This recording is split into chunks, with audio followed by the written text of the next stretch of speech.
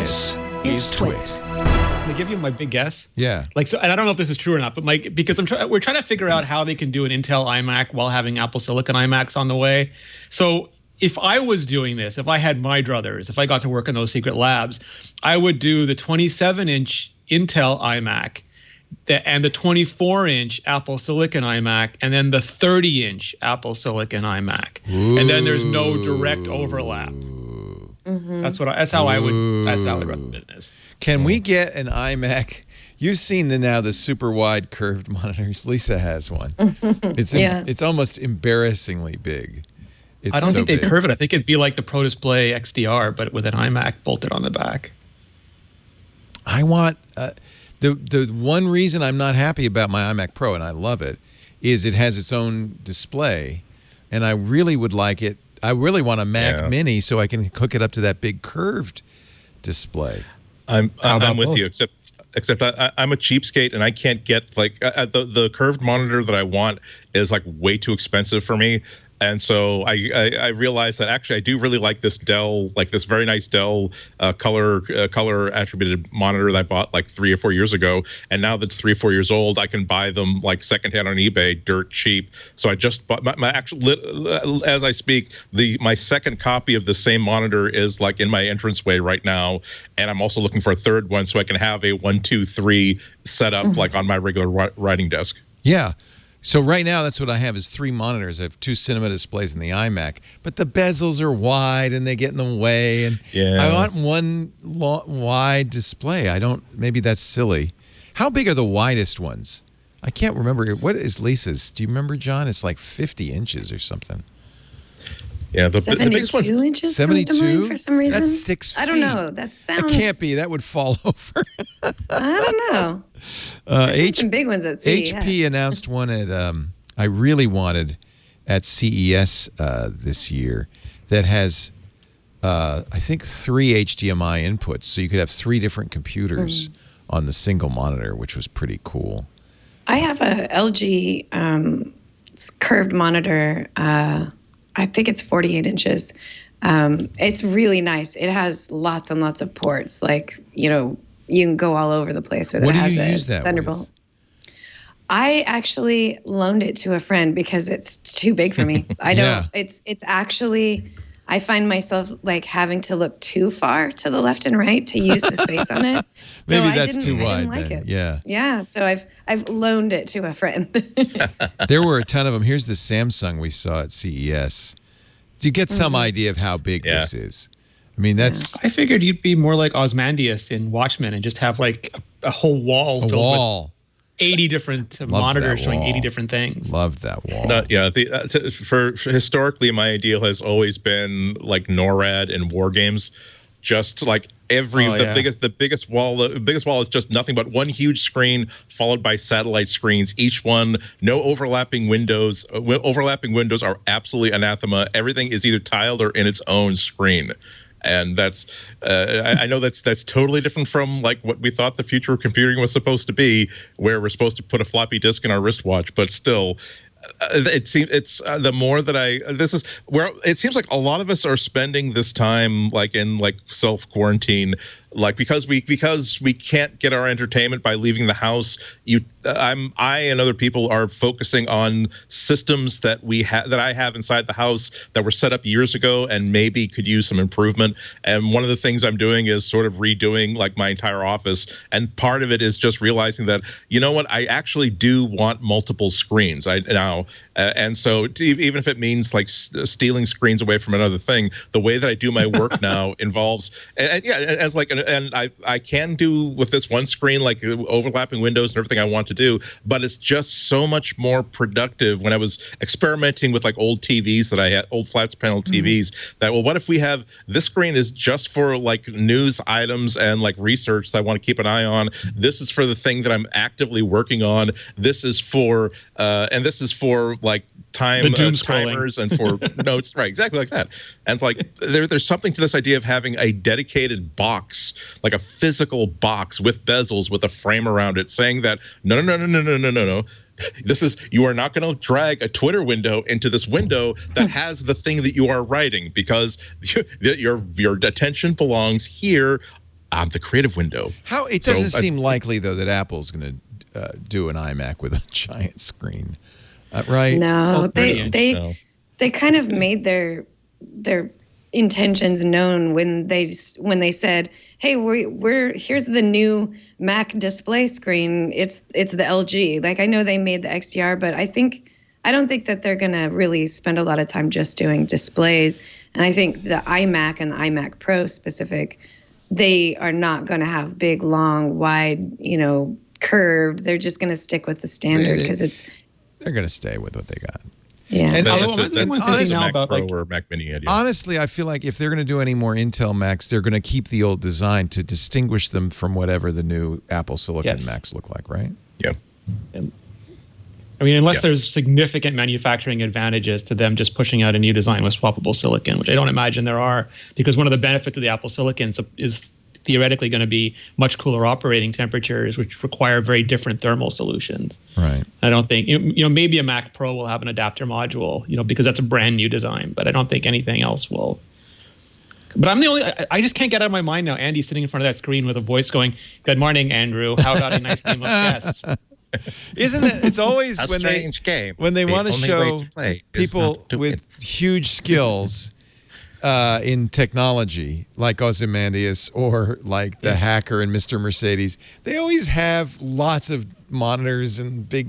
Why is that? Is that how single tasking is for busters, Leo? Yeah, Hollywood, it's for regular humans. Hollywood proves, this guy must be pretty sophisticated. He's got 300 displays. He's watching Dukes of Hazzard and Beverly Hillbillies at the same time. He must be an ultra genius. He's very smart. No, also even go as far back as the Conversation, where Gene Hackman's character, where in the van, and he's an audio engineer as opposed to a computer engineer, but his lab inside a physical cage, no less, is nothing but oscilloscopes and test materials and multiple reel-to-reels, and that's the sort of thing that says, "Ooh, that is sexy" with a capital C. Yeah. Is that how you spell it? Like Elon Musk's new shorts. That's how sexy it is. You spell it with a C. The merch we needed. SECXY?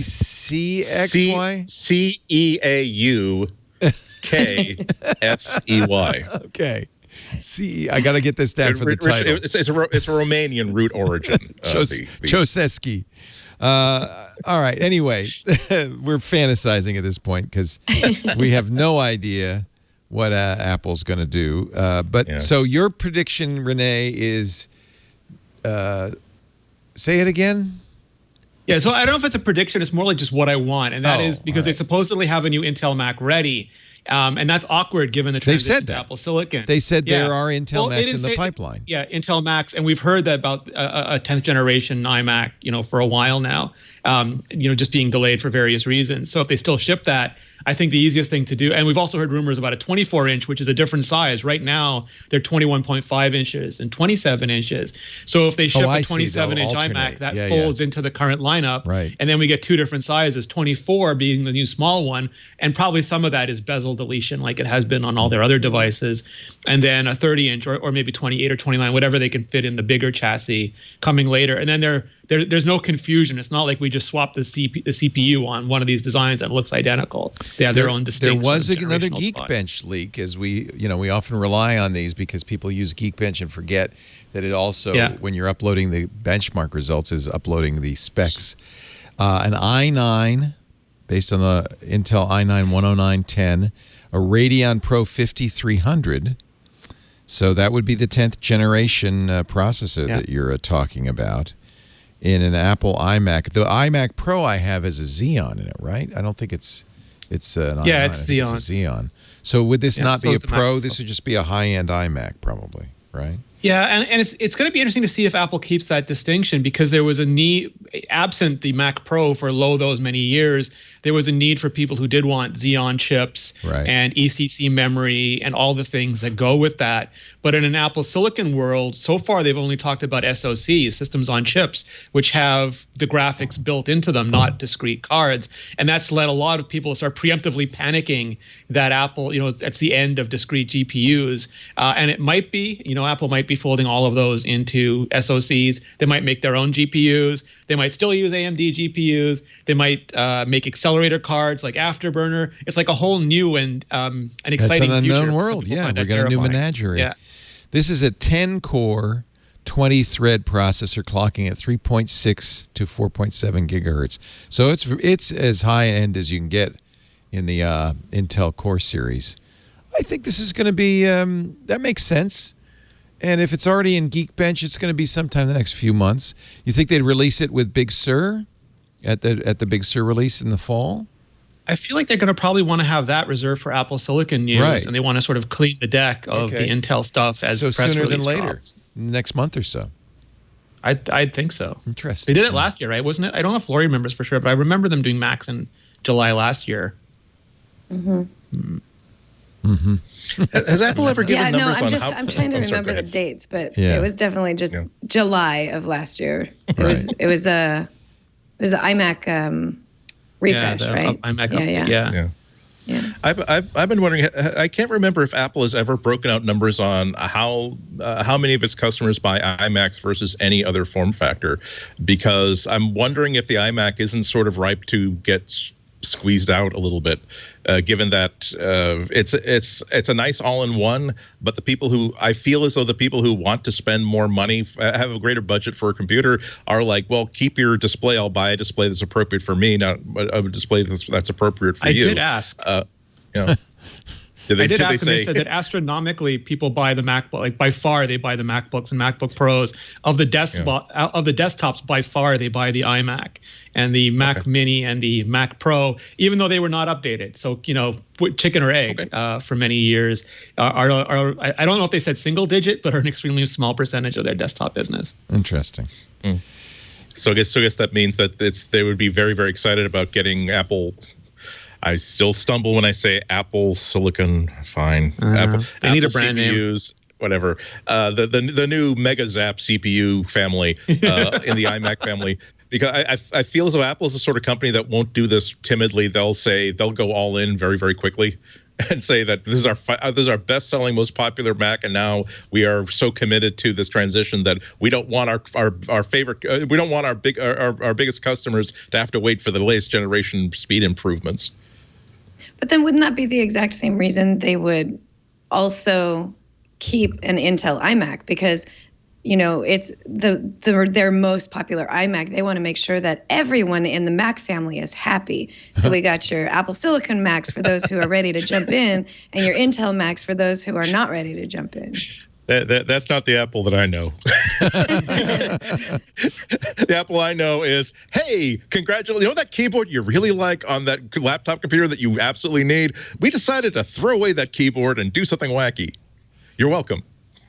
Well, I was talking with somebody, I think it was Retcon in the chat room, who said, Apple will probably support any Intel Macs for at least 5 years. That seems reasonable. Yeah. And that's what they did with the G5 or the G4, I guess, in the transition to Intel. They lasted 5 years.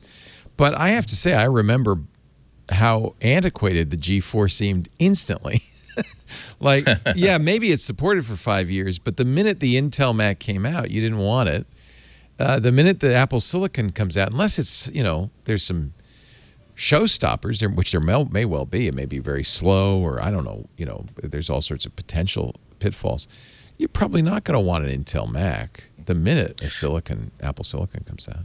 The one thing you have to keep in mind, Leo, is that there are hundreds and hundreds and thousands of people who don't even know what that means, what an Intel chip versus an Apple Silicon chip means. They want an iMac, and they don't even understand the difference. That's the market. So you got to remember them too. Yeah. There's people out there who don't even know what that means. Yeah. They care what it looks like. They care that it runs fast.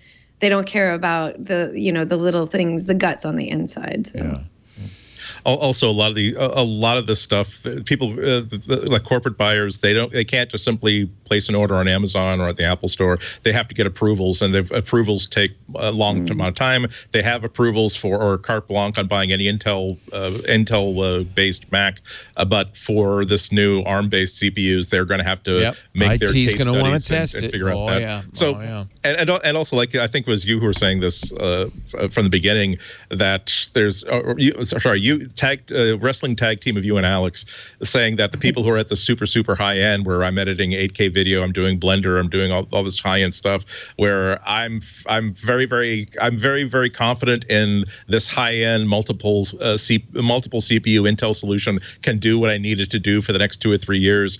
I will look at your ARM based Macs in a couple of years time, but for now I'm perfectly happy buying keeping my order in place for a brand new $30,000 Mac Pro. If you're in the middle of the Mediterranean editing below deck on an Intel Macintosh, you're not going to take a chance. You're going to make sure that you stick with the program. You're not going to try Apple Silicon until the season is over anyway.